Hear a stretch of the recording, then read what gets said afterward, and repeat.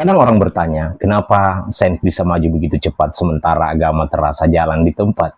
Jawabannya sederhana, karena dalam sains itu, kritik itu bukan penghinaan, bukan merupakan sebuah dosa, tapi kritik itu makanan sehari-hari.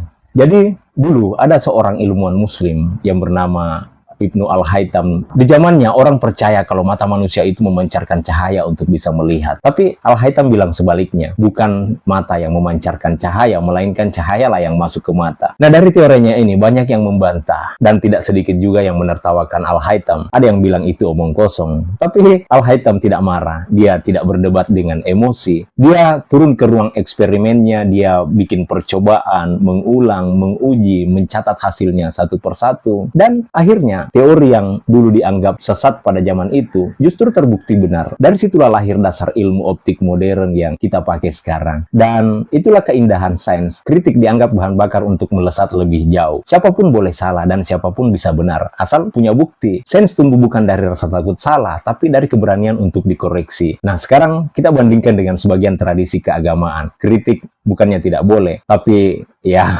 terlalu ribet. Kadang harus sowan dulu, minta izin, duduk sopan, dan kalau salah sedikit langsung dicap, ya kamu belajar sama siapa? Padahal kebenaran tidak harus datang dari orang yang bersorban atau punya gelar tinggi. Yang sebenarnya masalahnya bukan di ajaran agamanya, tapi di cara kita memperlakukan otoritas itu. Kita sering menilai kebenaran dari siapa yang bicara, bukan dari apa yang dia bawa.